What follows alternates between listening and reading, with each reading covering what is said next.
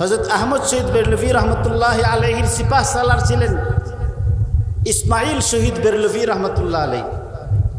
ইসমাইল শহীদ বেরলভী রহমতুল্লাহ আলাইহি সেই ব্যক্তি যার শরীরের মাথার কবর একখানে আর পুরা দেহের কবর আরেকখানে। আমার জানা মতে প্রখ্যাত আমাদের পূর্বপুরুষদের মনীষীদের 3 জনের এমন কবরের খবর আমার কাছে আছে, যাদের শরীরের মাজার একখানে, মাথার মাজার আরেকখানে। এর মধ্যে সর্বপ্রথম হলো হযরত হুসাইন রাদিয়াল্লাহু তাআলা আনহু, রাসূল করিম সাল্লাল্লাহু আলাইহি সাল্লামের কলিজার টুকরা হযরত হুসাইন রাদিয়াল্লাহু তাআলা আনহুর শরীরের কবর একখানে। আর দ্বীনকে হেফাজত করার জন্যে শাহাদাত বরণ করেছেন, অন্যায়ের সঙ্গে আদাত করেন নাই, বাতিলের সামনে মাথা নিচু করেন নাই, এবং হকের উপর প্রতিষ্ঠিত থাকার জন্যে সত্যকে সত্য বলে বিশ্বাস করে অটল অবিচল থাকার অপরাধে তাকে যখন দ্বিখণ্ডিত করা হয়েছে এটাই মেনে নিচ্ছেন, কিন্তু অন্যায়ের সঙ্গে আপোষ করেন নাই। আল্লাহু তাআলা আনহুর মাথার কবর একখানে আর শরীরের কবর আরেকখানে।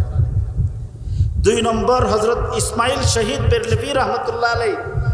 ইসমাইল শহীদ বেরলভী রহমতুল্লাহ আলাইহি 1832-এর বালাকুটের ময়দানে রঞ্জিত সিংয়ের শিখ সৈন্যবাহিনীর বিপক্ষে যখন লড়াই করতেছিলেন, তো যুদ্ধের ময়দানে তিনি তখন বলেছিলেন এক শিখকে যে আমি তোকে হত্যা করব। আর শিখ তখন তার হুজুরের সঙ্গে কথা বলতেছিলেন যে তুই আমাকে হত্যা করবি, আমি তোকে হত্যা করব। হাদিস শরীফের মধ্যে আছে, আল্লাহ তাআলার বান্দা যখন আল্লাহরে রাজি খুশি করে আল্লাহর বন্দিগি করে আল্লাহর মাকবুল হয়, ওই আল্লাহর মাকবুল বান্দারা আল্লাহর নামে কসম খাইলে আল্লাহ তাদের সেই কসম পূরণ করে দেন। আল্লাহ দে ইন্না মিন ইবাদিল্লাহি লাউ আকসামা আলাল্লাহি লা বাররাহু। আল্লাহর বহু এমন বান্দা আছে যে আল্লাহর নামে কসম খাইলে আল্লাহ তাদের কসম পুরা করেই দেন, তাদের কসম কখনো অপূর্ণ থাকে না। হযরত ইসমাইল শহীদ বেরলভী রহমতুল্লাহ আলাইহি আল্লাহর খাস বান্দা, তিনি বলেছিলেন যে তুই আমাকে হত্যা করবি, আমি তোকে হত্যা করব। এই কথোপকথন যখন চলতেছিল, তো ইসমাইল শহীদ বেরলভী রহমতুল্লাহ আলাইহির পেছন দিক থেকে এক শিখ সৈনিক, দুশ্মন, ইসলামের দুশ্মন, ইমানের দুশ্মন হযরত ইসমাইল শহীদ বেরলভী রহমতুল্লাহ আলাইহির পেছন দিক থেকে তরবারি দিয়ে আঘাত করে আর আঘাতের পরে ওনার শরীর থেকে ওনার মস্তক আলাদা হয়ে পড়ে যায়। কিন্তু এই মস্তক দিয়ে, মুখ দিয়ে বলেছিলেন যে আমি তোকে হত্যা করব। এই কথা যে বলছিলেন আল্লাহর এক ওলির মুখ দিয়ে এই কথা বের হয়েছে, ইতিহাস সাক্ষী, গল্প গুজব নয়, আবেগের কথা নয়, বিবেক সম্পন্ন কথা। হযরতে ইসমাইল শহীদ বেরলভী রহমতুল্লাহ আলাইহির মস্তক পড়ে যাওয়ার পরে মস্তকহীন এই দেহটা 2.5 মাইল দৌড়াইয়া ওই শিখ সৈন্যকে পাকড়াও করে মাটির মধ্যে ফেলে তাকে জবাই করে তারপরে তিনি সেখানে ক্ষান্ত হয়েছে। হযরত ইসমাইল শহীদ বেরলভী রহমতুল্লাহ আলাইহি যেই জায়গার মধ্যে দৌড়াইয়া ওনার মস্তক পড়ছে এক জায়গায়, 2.5 মাইল দূরে ওনার শরীর গিয়ে পড়ছে 2 জায়গার মধ্যে, ওনার একখানে মস্তকের কবর আর একখানে ওনার শরীরের কবর। আরেকজন হলো, ইতিহাসে কতটুকু সত্য আমি জানি না, কিন্তু আমাদের সমাজের মধ্যে প্রসিদ্ধ আছে খরমপুরের কেল্লা শহীদ। ওনার নাম হলো হযরত আহমদ শহীদ গেসু দারাজ রহমতুল্লাহ আলাইহি। আহমদ শহীদ গেসু দারাজ রহমতুল্লাহ আলাইহি হযরত শাহজালাল মুজাররদি ইয়ামানি রহমতুল্লাহ আলাইহির সঙ্গে গৌর গোবিন্দর বিরুদ্ধে সিলেটের মধ্যে জিহাদ করার জন্য যখন আগমন করেছিলেন, তখনকার সিপাহ সালার নাসির উদ্দিন রহমতুল্লাহ আলাইহির নেতৃত্বে এই যুদ্ধের মধ্যে 360 আউলিয়ার অন্যতম একজন ওলি আহমদ শহীদ গেসু দারাজ রহমতুল্লাহ আলাইহি সিলেটের জমিনের মধ্যে আল্লাহর দ্বীন হেফাজত করার জন্যে, একজন মুসলমানের ইজ্জত হেফাজত করার জন্যে যে আরব দেশ থেকে এসে বাংলার জমিনে লড়াই করে তিনি তার প্রাণ বিসর্জন দিয়ে শাহাদাত বরণ করেছিলেন। মুরার বনের মধ্যে ওনার শরীর পড়ে রয়েছে, আর এই জায়গা দিয়ে ভাসতে ভাসতে খরমপুরের জায়গার মধ্যে এসে ওনার মস্তক পাওয়া গেছে। তাও একজন জেলের জালের মধ্যে, এবং জেলের জালের মধ্যে যখন এই মস্তক উঠছিল তখন জেলে ওই মাছ শিকারকারী ব্যক্তি মুসলমান ছিল না, সে তখন স্পষ্ট শুনতে পাইতেছিল যে দেহ থেকে বিচ্ছিন্ন ওই মস্তক থেকে লা ইলাহা ইল্লাল্লাহর জিকির চলতেছে, এবং এই মস্তক বলছে যে আমাকে কবর দাও। তা আল্লাহর দ্বীন হেফাজতের জন্যে যেই মনীষীদের শরীরের একটা অংশ এক জায়গায় পড়ে রয়েছে আর মস্তকটা আরেক জায়গায় পড়ে রয়েছে, তার মধ্যে হজরত হুসাইনের এই জামাতের মধ্যে অন্যতম শামিল ছিলেন হজরত ইসমাইল শহীদ বেরলভী রহমতুল্লাহ আলাই। ইসমাইল শহীদ বেরলভী রহমতুল্লাহ আলাই ইমানের ব্যাখ্যা দিয়েছেন ওনার মতো করে, পুরা শরীয়তটাকে সুন্দর করে সাজাইয়া। আমি তো বললাম আল্লাহ আয়াতের মধ্যে বলছেন ইয়া আইয়ুহাল্লাযীনা আমানুত্তাকুল্লাহা হাক্কা তুকাতিহি ওয়া লা তামুতুন্না ইল্লা ওয়া আনতুম মুসলিমুন। হে ইমানদার সম্প্রদায়, ইত্তাকুল্লাহা হাক্কা তুকাতিহি, হে ইমানদার সম্প্রদায়, মুমিন সম্প্রদায়। তো মুমিন মানে হযরত ইসমাইল শহীদ বেরলভী রহমতুল্লাহ আলাইহি বলেন মুমিন বলা হয় দুইটা গুণ যার মধ্যে আছে। এক নম্বর হলো যারা আল্লাহকে আল্লাহ বলে স্বীকার করছে, যারা আল্লাহকে আল্লাহ বলে স্বীকার করছে।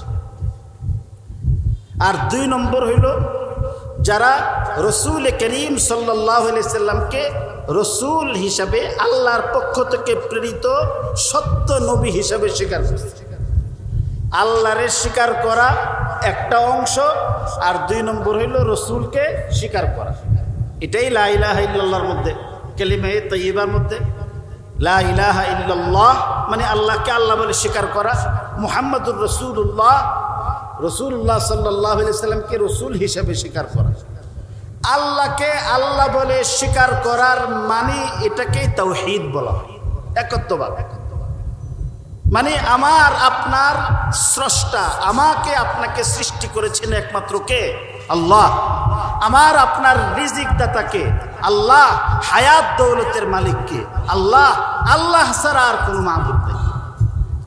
तेरे सिवा माबूद हकीकी कोई नहीं है, कोई नहीं।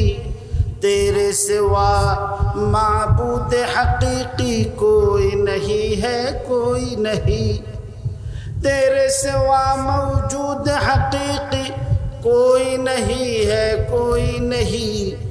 अब तो रहे बस तादम आखिर विरद ज़ुबा आई मेरे इला, ला इलाहा इल्लल्लाह, ला इलाहा इल्लल्लाह, ला इलाहा इल्लल्लाह। আল্লাহ ছাড়া ইবাদতের উপযুক্ত আর কোন সত্তা নাই। অভাব দূর করবেন কে? আল্লাহ।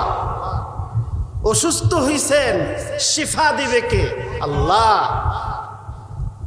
হায়াতের মালিক আল্লাহ, ধন দৌলতের মালিক আল্লাহ, ইজ্জতের মালিক আল্লাহ, সব কিছুর মালিক আল্লাহ। দৃশ্যমান অদৃশ্যমান সমস্ত মাখলুকাতের স্রষ্টা হইলেন আল্লাহ।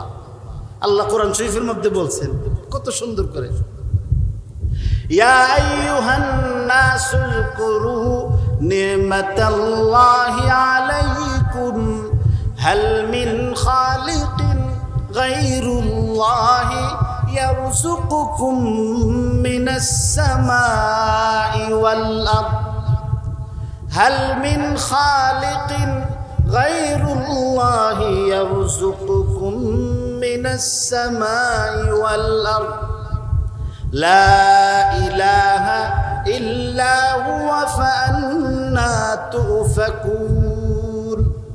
খুব বলো তো হে ইমানদার সম্প্রদায়, আল্লাহর সেই নিয়ামতের কথা স্মরণ করে দেখো। আসমান থেকে আল্লাহ যদি রিজিক না দেন, আল্লাহ ব্যতীত জমিন এবং আসমান থেকে তোমাদেরকে রিজিক সরবরাহ করার মতো আর কোনো সত্তা আছে কি? আল্লাহ প্রশ্ন করতেছে। এই যে আল্লাহকে আল্লাহ বলে স্বীকার করা, এটা ঈমানের একটা প্রথম অংশ। এখানে তো আল্লাহ বলতেছেন ইয়া আইয়ুহাল্লাযীনা আমানু, হে ঈমানদার সম্প্রদায়। এর মানে কি? আমার আপনার কত বড় সৌভাগ্য যে আল্লাহ তাআলা আমাকে আপনাকে একজন ঈমানদার হিসেবে তিলাওয়াত কিন্তু এই আয়াতের মধ্যে স্বীকৃতি দিয়ে দিয়েছে। হে ঈমানদার সম্প্রদায়ের মানে কি? যে আসমান থেকেই হোক আর জমিন থেকেই হোক, রিজিকের মালিক যে আল্লাহ, ইবাদতের উপযুক্ত যে কেবল আল্লাহ, হায়াত মওতের মালিক যে একমাত্র আল্লাহ, সব কিছুর স্রষ্টা যে আল্লাহ আর কেউ না। আল্লাহ তাআলা কিন্তু পরোক্ষভাবে এই আয়াতে ঈমানদার সম্বোধন করে আমাকে আপনাকে ঈমানদারদের জামাতের মধ্যে শামিল করে মুমিনের স্বীকৃতি দিয়ে দিলেন।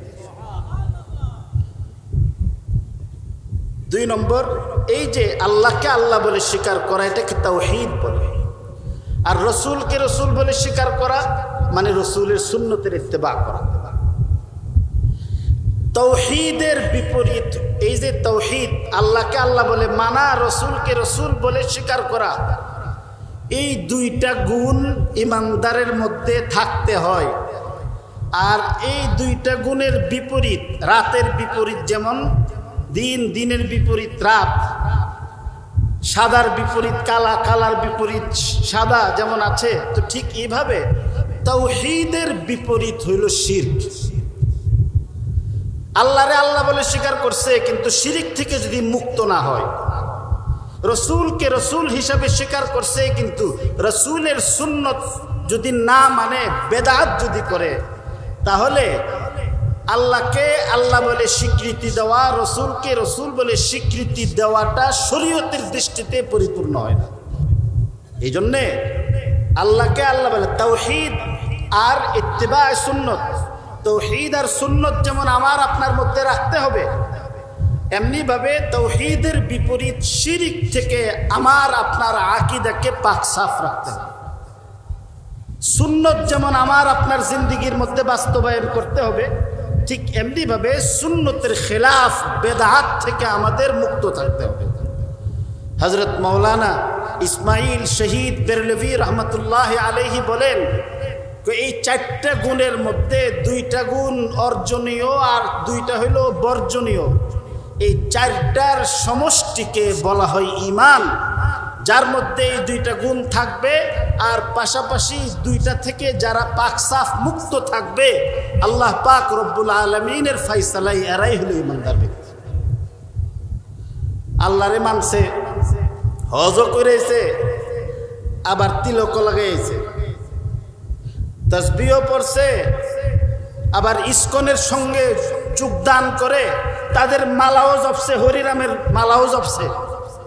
আল্লাহ পাক রব্বুল আলামিনের ফয়সালায় এরা হলো সবচেয়ে বড় ভণ্ড এবং এরা মুসলমান নামের কলঙ্ক। হজ কিয়া কাবা কা और गंगा का स्नान भी, हज किया काबा का और गंगा का स्नान भी, राजी रहे रहमान और खुश रहे शैतान भी। হজ করছে মক্কা শরীফের মধ্যে গিয়ে, আর গঙ্গার মধ্যে গিয়ে স্নানও করছে। আল্লাহ যেমন খুশি থাকে, শয়তানও যেমন বেজার না হয়। শয়তান রে খুশি রাইখা আল্লাহ রে খুশি রাখুন সম্ভব না। আল্লাহ রে খুশি করলে শয়তান বেজার হবে, শয়তানকে খুশি করলে আল্লাহ তাআলা বেজার হবে। ইমানদার ব্যক্তি শয়তানকে হাজারো বার না, লক্ষ বার না, কোটি বার নারাজ করে হইলেও আল্লাহরে রাজি করবে। তা আল্লাহ এখানে বলছেন ইয়া আইয়ুহাল্লাযীনা আমানু তাকুল্লাহা হাক্কা তুকাতিহি ওয়া লা তামুতুন্না ইল্লা ওয়া আনতুম মুসলিমুন। তো এই আয়াতের প্রথম অর্থ আল্লাহ হে ঈমানদার বললেন, এর মানে হলো যে আমরা আল্লাহ পাক রব্বুল আলামিনের ফয়সালায় আল্লাহর তাওহীদে বিশ্বাসী হওয়ার পাশাপাশি শিরিক থেকে আমরা বেজার, শিরিকরা আমরা পছন্দ করি না। এই আয়াতের মধ্যে আল্লাহ পাক আমাকে আপনাকে ঈমানদার বলে সম্বোধন করার মানে হলো আল্লাহ পাক রব্বুল আলামিনের ফয়সালায় আমরা রসুলের সুন্নতকে যেমন ইত্তেবা করি, রসুলের সুন্নতকে আমরা যেমন পছন্দ করি, তেমনি ভাবে আমরা বেদাতকে ঘৃণাও করি। রসুল করিম সাল্লাল্লাহু আলাইহি ওয়াসাল্লামের সুন্নতের উপর যদি আমল করা হয় তাহলে বেদাতের উপর মানুষের জিন্দেগি হইতে পারে না। আর যদি কোনো মানুষ সুন্নত পরিহার করে বেদাতে অভ্যস্ত হয়, হাদিস শরীফের মধ্যে আল্লাহ রসুল সাল্লাল্লাহু আলাইহি ওয়াসাল্লাম ইরশাদ করেন যে সুন্নতের পরিবর্তে যেই সমাজে বেদাতের উপর আমল হয়, এই বেদাতের কারণে আল্লাহ তাআলা একটা সুন্নতকে সেই সমাজ থেকে এমনভাবে উঠায় নেন যে কিয়ামত পর্যন্ত আর এটা প্রতিষ্ঠিত হয় না। এই জন্যে একজন ঈমানদার ব্যক্তি সত্যিকারের কামেল ঈমানদার হওয়ার জন্যে রসুলের সুন্নতের অনুকরণ করা জরুরি। যারা এই কাজ করবে, এই 4 গুণ যাদের মধ্যে থাকবে, এদেরকে আল্লাহ তাআলা কিছু কর্মসূচি দিলেন। প্রথম তো আল্লাহ কি করলেন যে তুমি তো সাধারণ কোনো মূর্খ ঈমানদার না, তুমি তো আমাকে বিশ্বাস করো, তুমি তো আমার রসুলদেরকে বিশ্বাস করো, তুমি তো আসমানি কিতাবকে বিশ্বাস করতেছ, তুমি তো আখিরাত বিশ্বাস করতেছ, তাকদীরের ভালো মন্দে তুমি বিশ্বাস স্থাপন করেছ, তুমি তো কোনো সাধারণ ব্যক্তি নও, তুমি তো আমাকে বিশ্বাস করার পাশাপাশি যাদের প্রতি আমার অসন্তুষ্টি আছে তাদেরকে কখনো তুমি আপন করে নাওনি, তাদের সঙ্গে তোমার কোনো আতাত নেই, তাদের সঙ্গে তোমার কোনো সখ্যতা নেই, ঘনিষ্ঠতা নেই, তাদেরকে তুমি বৃদ্ধাঙ্গুলি প্রদর্শন করেছো। সারা পৃথিবী বেজার হইল, তুমি তো আমাকে খুশি করার জন্যে রাত্র দিন আপ্রাণ চেষ্টা করে যাইতেছো, তোমাকে তো আমার কিছু কাজ দিতে হবে, তুমি তো সাধারণভাবে চললেই চলবে না। এরপর আল্লাহ পাক রব্বুল আলামিন ফরমান ইত্তাকুল্লাহা হাক্কা তুকাতিহি ওয়া লা তামুতুন্না ইল্লা ওয়া আনতুম মুসলিমুন। আল্লাহকে ভয় করার মতো ভয় করো। আল্লাহকে ভয় করার মতো ভয় কারে বলে? এই আয়াত যখন নাজিল হয়েছে, নাজিল হওয়ার সাথে সাথে সাহাবায়ে কেরাম বড় পেরেশান হয়ে গেলেন যে আল্লাহকে ভয় করার মতো ভয়, কতটুকুন ভয় করলে আল্লাহকে ভয় করার মতো ভয় হয়, এটার মাত্রা কি? তাফসীরের কিতাবে বুজুর্গানে দিন বলছেন যে 3টা গুণ যদি একত্রিত হয় তাহলে এটা আল্লাহকে ভয় করার মতো ভয় হয়। তাআতে বেইসিয়ান ওয়া যিকরে বেনিসিয়ান, তাআতে বেইসিয়ান ওয়া যিকরে বেনিসিয়ান ওয়া শুকরে বেকুফরান।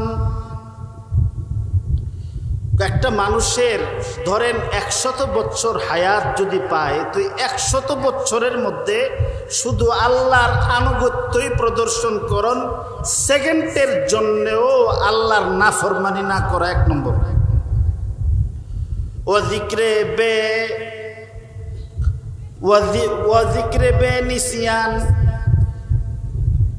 যত হায়াত, যতদিন পৃথিবীর বুকে মানুষ হায়াত পাক না কেন, এই লম্বা সময়ের মধ্যে মুহূর্তের জন্যও আল্লাহরে না ভোলা।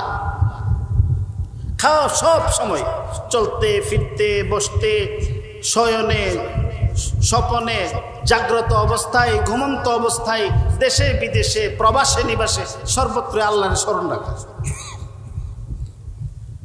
3 নম্বর, আল্লাহ যে কত নিয়ামত দিয়েছেন, চোখ দিয়েছেন, আল্লাহ কানা বানাইছেন না, অন্ধ বানাইছেন না, কান দিয়েছেন শুননের জন্যে, বধির বানাইছেন না, জবান দিয়েছেন বলার জন্যে, বুবা বানাইছেন না।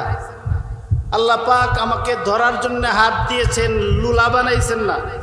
চলার জন্য পা দিয়েছেন, তিনি আমাকে ল্যাংড়া বানাইছেন না। আমাকে উপলব্ধি করার জন্য একটা সুস্থ দিমাগ দান করেছেন, মেধা দিয়েছেন, আমাকে পাগল বানান নাই। আসমান থেকে নিয়ে জমিন, জমিন থেকে নিয়ে আসমান পর্যন্ত আল্লাহর নিয়ামত। আমার আপাদ মস্তক শরীরের আল্লাহ এই পরিমাণ নিয়ামত দিছেন। আল্লাহই বলছেন যে আল্লাহর নিয়ামতের শুকরিয়া আদায় করা তো দূরের কথা, কিয়ামত পর্যন্ত মানুষ যদি আল্লাহর নিয়ামত গণনা করে আল্লাহর নিয়ামত শেষ করতে পারবে না। আমরা আব্বাজি একটা শের পড়তেন, শাইখুল আদব হযরত মাওলানা এজাজ আলী রহমতুল্লাহ আলাইহির জামে মসজিদের মধ্যে অনেকবার এই শের পড়ছেন। লাউ আন্না লি ফি কুল্লি মানবাতি শারাতিন لو أن لي في كل منبت شعرة لسانا لما وافيت واجب شكره আল্লাহ তুমি আমাকে তোমার নিয়ামতের শুকরিয়া আদায় করার জন্য শুধু একটা জবান, একটা মুখ দিয়েছো, একটা মুখ দিস।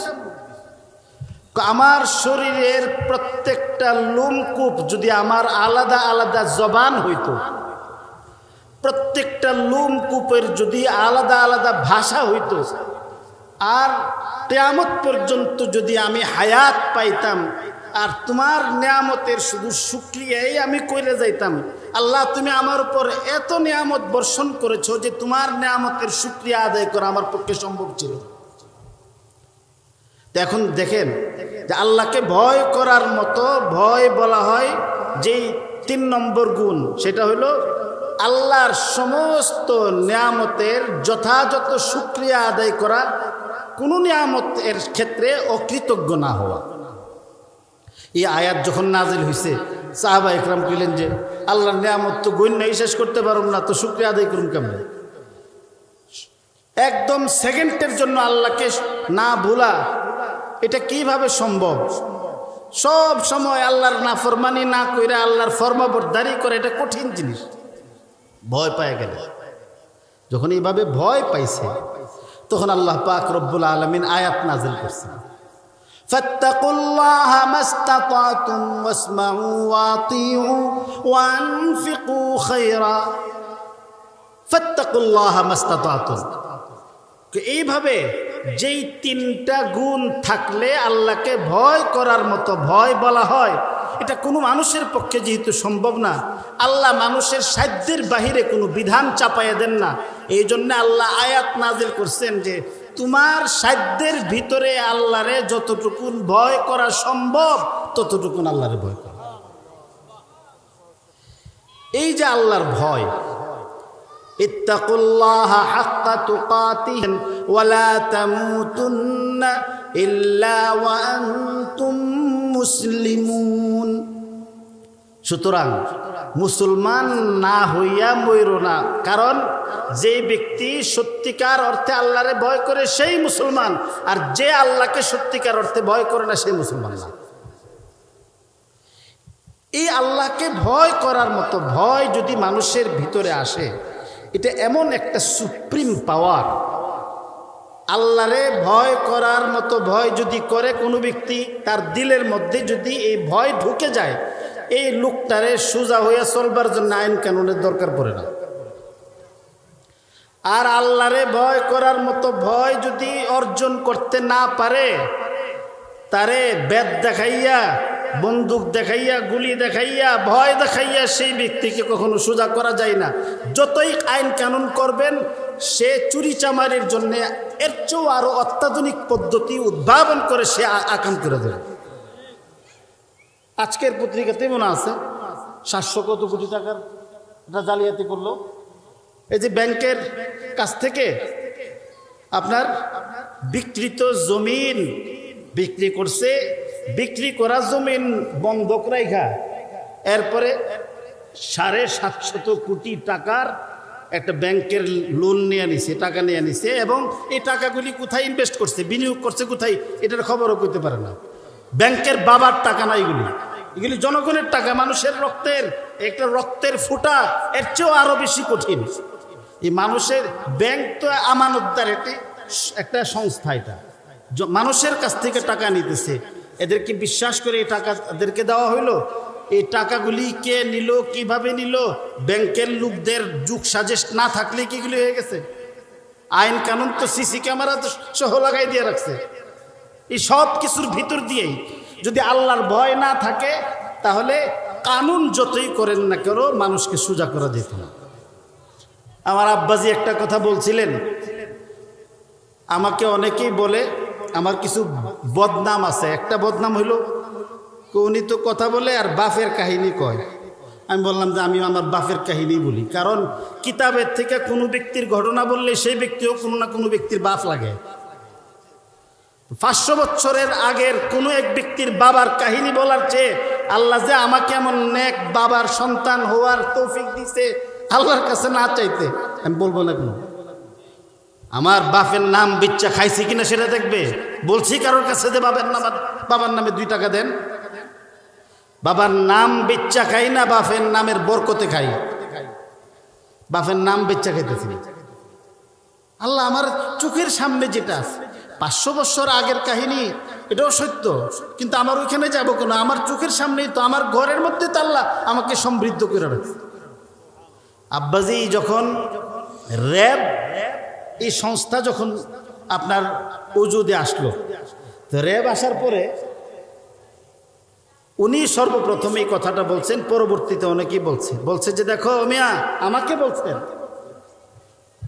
শোনো মিয়া, এই কলবের মধ্যে যদি রবের ভয় ঢুকাইতে পারো, রবকে আল্লাহ, যদি রবের ভয় কলবের মধ্যে ঢুকাইতে পারো এখানে, তাহলে র্যাবের কোনো ভয় থাকবে না।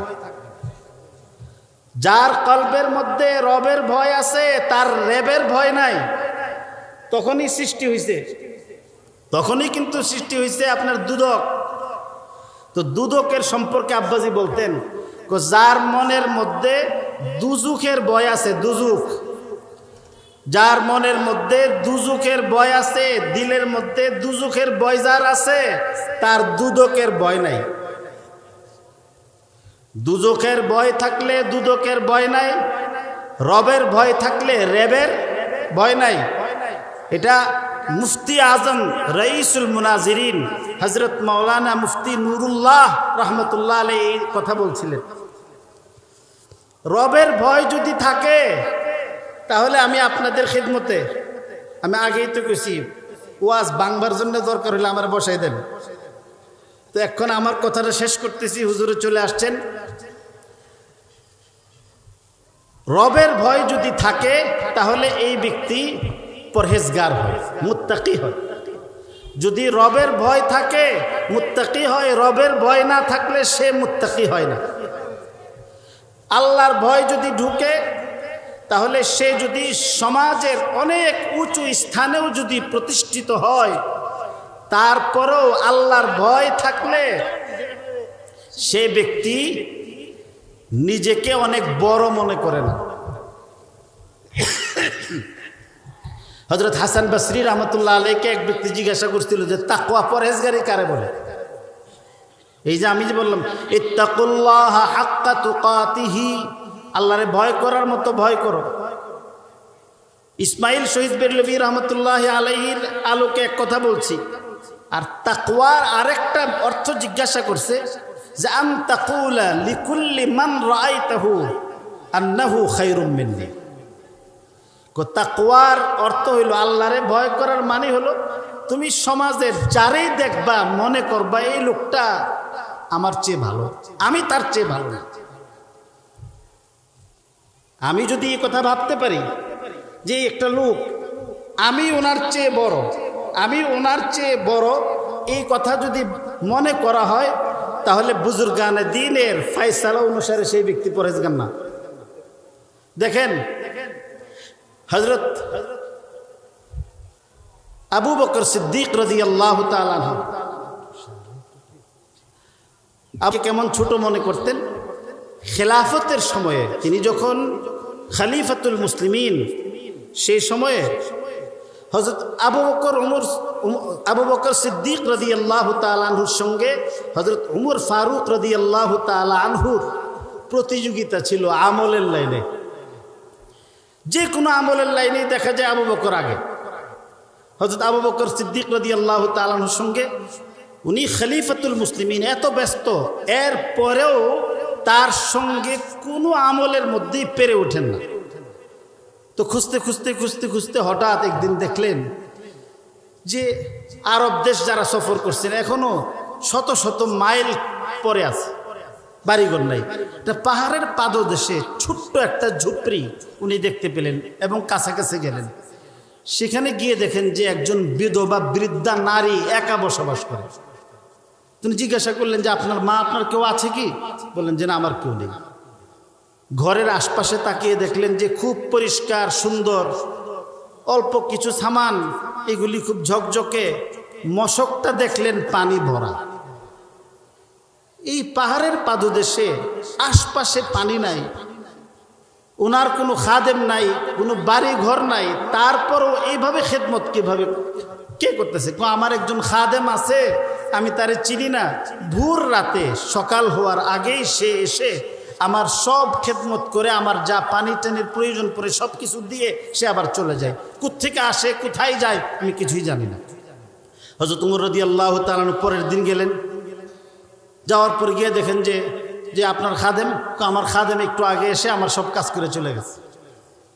পরের দিন আরেকটু আগে গেলেন। যাওয়ার পরে দেখেন যে ওই দিনও উনি যাওয়ার আগে ওনার খাদেম এসে সব খেদমত করে চলে গেছে।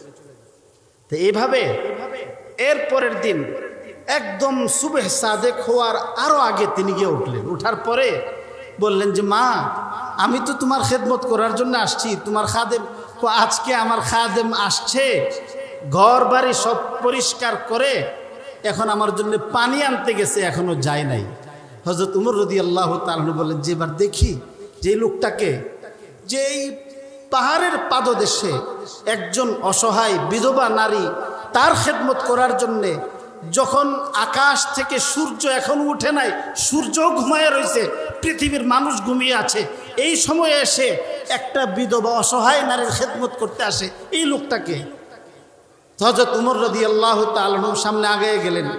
তো দেখেন যে একটা লোক বয়স্ক, কাঁধের মধ্যে পানির মশক উঠাইয়া এভাবে রুমাল দিয়া মুখ ঢেকে মাথা নিচু করে ওনার ঘরের ভিতরে প্রবেশ করতেছে। হযরত উমর রাদিয়াল্লাহু তাআলা আনহু তখন ওনার মাথা থেকে ওনার রুমালটা সরাইয়া নিলেন।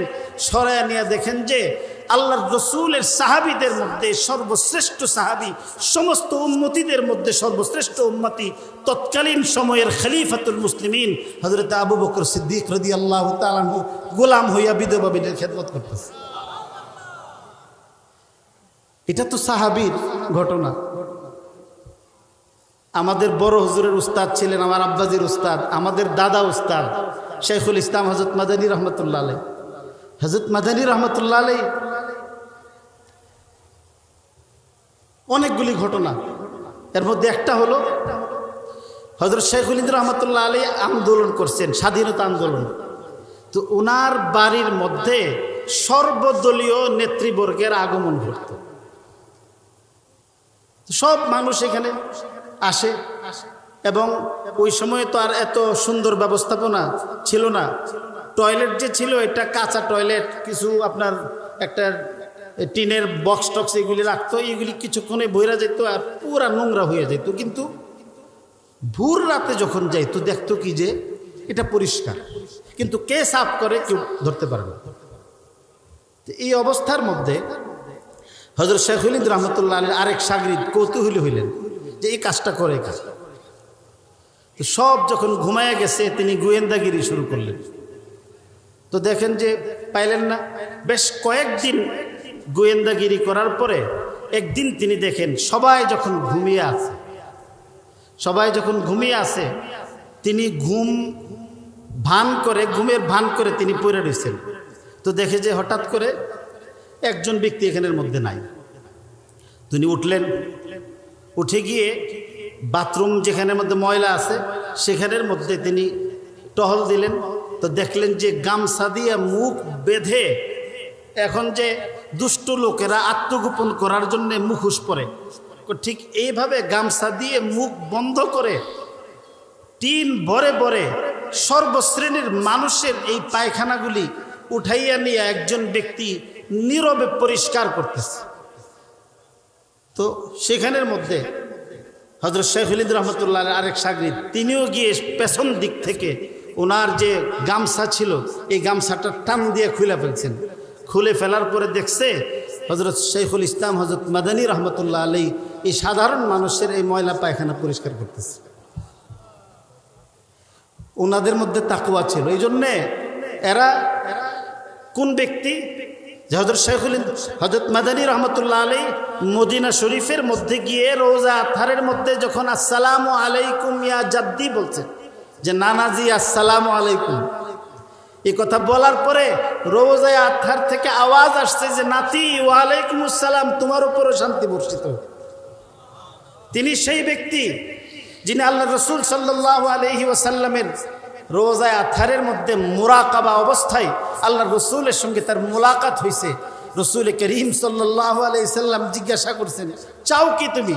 তিনি বললেন যে আমি যেইগুলি পড়ছি এই এলেম যেন আমার থাকে, আর যেগুলি পড়ি নাই আল্লাহ যেন না পড়া এলেমগুলিও আমাকে আল্লাহ দিয়ে দেন। রোজা আতহার থেকে আওয়াজ আসছে যে তোমার দোয়া, তোমার এই আবদার পূর্ণ করা হইল, কদ উতিতা, তোমাকে দেওয়া হইল। তিনি সেই ব্যক্তি যিনি রোজা আতহারের সামনে দাঁড়িয়ে বসে বসে 18 বছর হাদিসের দরস দিয়েছেন। সরকারে দু আলম সাল্লাল্লাহু আলাইহি সাল্লাম যে কবরের মধ্যে জিন্দা আছেন এই মাসআলা নিয়ে তিনি বলছেন যে হায়াতুন নবী, আল্লাহ রসুল কবরের মধ্যে জীবিত আছেন। এই কথা বলার পরে এক ছাত্র বারবার প্রশ্ন করতেছিল। হুজুর তখন বলছিলেন যে এই মিয়া উনজুর ইলা তিলকাল কুব্বাতিল খাদরা, এই সবুজ গম্বুজের দিকে একটু নজর দাও। ছাত্র ওনার কথা মতো যখন নজর দিছে, দেখে যে রসুল করিম সাল্লাল্লাহু আলাইহি সাল্লাম সরাসরি হযরত মাদানী রহমতুল্লাহ আলাইহির দিকে এইভাবে মুখামুখি বসে মুস্কি মুস্কি হাসতেছেন। তিনি সেই ব্যক্তি 18 বছর যিনি হাদিসের দরস দেওয়ার পরে মানুষ যখন চলে যেত, যাওয়ার পরে নিজের এই মুবারক দাড়ি দিয়া নবীজির রোজা আতহারের দুলাবালু পরিষ্কার করছেন ঝাড়ু দিয়া না। সেই ব্যক্তি সাধারণ হিন্দু মুসলিম এদের ময়লাও পরিষ্কার করছে। কেন? এরা মনে এদের ভিতরে তাকওয়া ছিল, পরহেজগারি ছিল। এই জন্যে এরা দুনিয়ার সাধারণ মানুষকেও অসাধারণ মনে করছেন, নিজের চেয়ে ভালো মনে করছেন। মালিবাগ মাদ্রাসার স্বনামধন্য মুহতামিম হযরত মাওলানা কাজী মুতাসিম বিল্লাহ রহমতুল্লাহ আলাইহি উনি নিজে বলছেন আমাদের সামনে, আব্বাজির সমসাময়িক ছিলেন। তিনি বলছেন যে ভারতের হিন্দুরা বলতো যে মৌলী साहब ये मौलाना मदानी अगर हमारे मजहब के होते तो हम उनकी मूर्ति बना के पूजते। উনি যদি আমাদের হিন্দু ধর্মের কোনো ব্যক্তি হইতো তাহলে ওনার আকৃতির মূর্তি বানাইয়া ঘরে ঘরে রেখে ওনার পূজা করতেন। এত বড় হওয়ার পরেও এরা সাধারণ নিজেদেরকে মিটাইয়া দিছে। এরা মিটাইছে কেন? যে এদের কলবের মধ্যে আল্লাহর ভয় ছিল। এই ভয় যার থাকবো এই ব্যক্তি সত্যিকারের মুসলমান হইব। এই জন্য আল্লাহ পাক রব্বুল আলামিন ফরমান, ওয়ালা তামুতুন্না ইল্লা ওয়া আনতুম মুসলিমুন ইত্তাকুল্লাহা হাক্কা তুকাতিহি। আল্লাহরে ভয় করো, আল্লাহরে ভয় করণের যোগ্যতা অর্জন না কইরা মইরো না, এই কথা বলে নাই, বলছে মুসলমান না হইয়া মইরো না। মানে যেই ব্যক্তি আল্লাহকে সত্যিকার অর্থে ভয় করবে সেই সত্যিকারের মুসলমান, আর যে আল্লাহরে ভয় করতো না সেই ব্যক্তি মুসলমান দাবি করলেও সত্যিকারের মুসলমান।